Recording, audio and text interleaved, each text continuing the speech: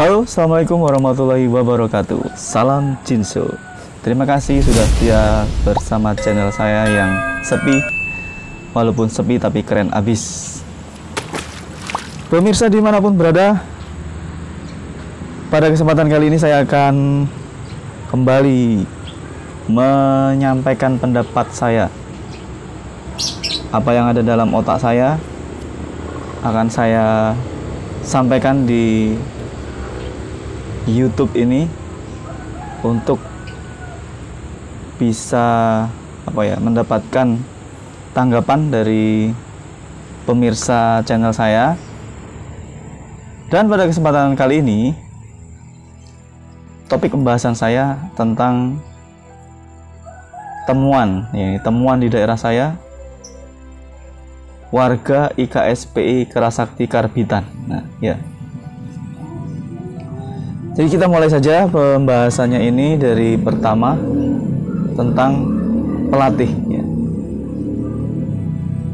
Tidak kita sangka lagi dalam satu organisasi itu ada pelatih atau pengelola perguruan yang mengikuti aturan atau bertindak sesuai dengan aturan, tapi ada juga pengurus atau pelatih yang berjalan tidak sesuai aturan.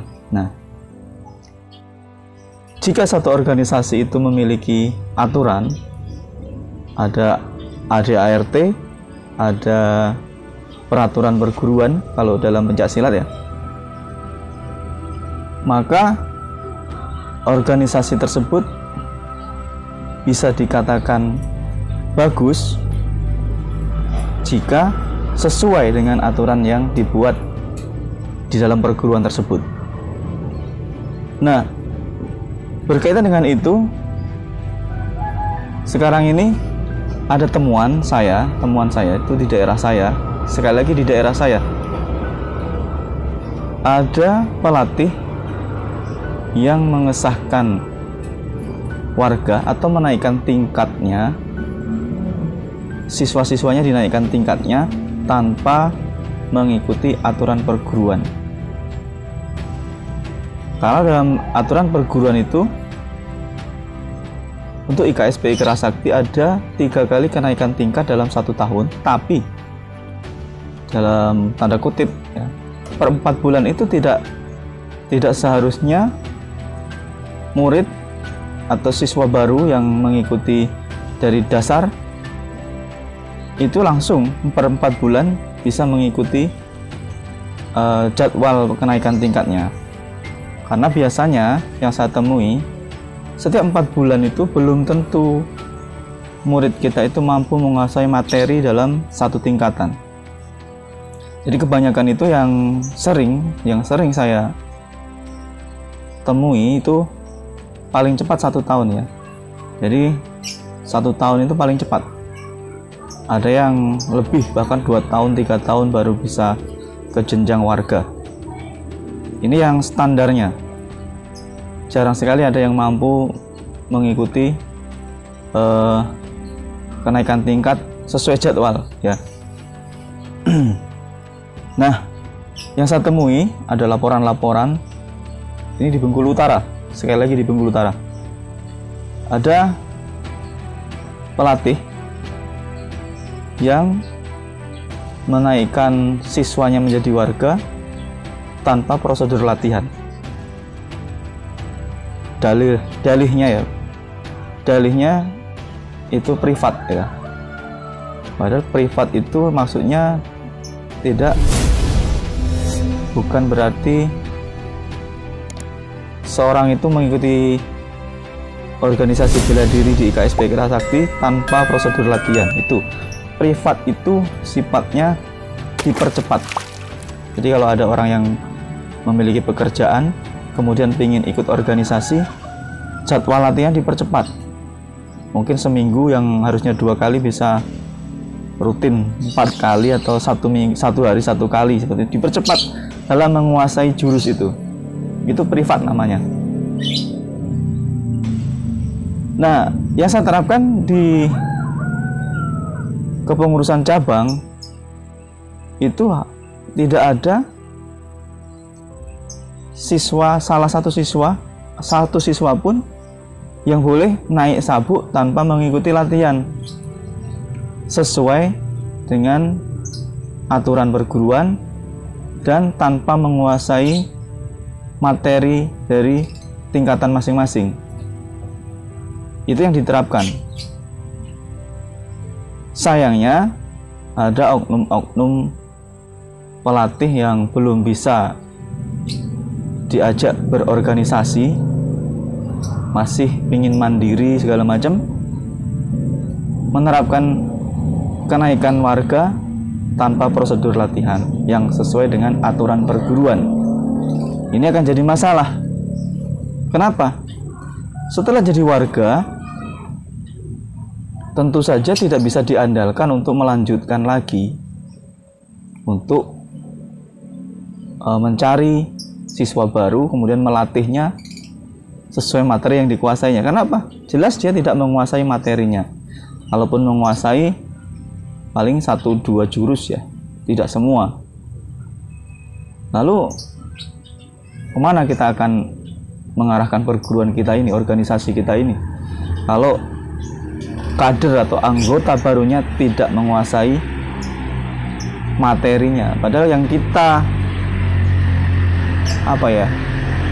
yang kita miliki dalam organisasi bela diri pencaksilat ini adalah yang pertama jelas materi jurus. Namanya pencaksilat ya jurus. Kalaupun ada tambahan lagi kekeluargaan, persaudaraan, itu bonusnya gitu. Setelah kita belajar jurusnya, bonusnya kita banyak keluarga, banyak saudara. Tapi kalau tujuan kita hanya persaudaraan dan mengesampingkan menu utamanya ibaratnya, ya tidak akan sesuai dengan tujuan perguruan. Nah, maka dari itu ini jadi PR kita semua. Silakan teman-teman yang ingin berkomentar mengenai hal ini, silakan tulis di kolom komentar. Kalaupun saya salah, silakan dikritik ya.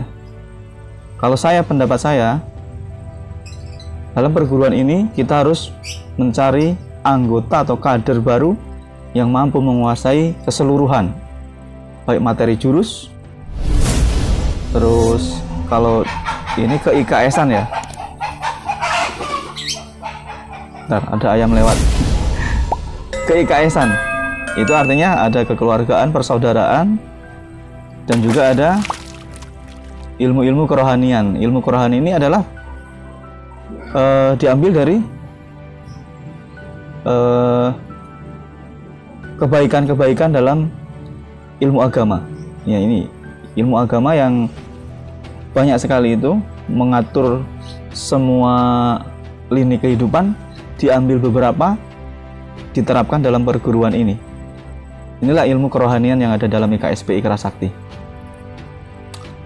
Nah, jadi saya punya keinginan siapapun pelatih dimanapun berada, terkhususnya di Bengkulu Utara ini,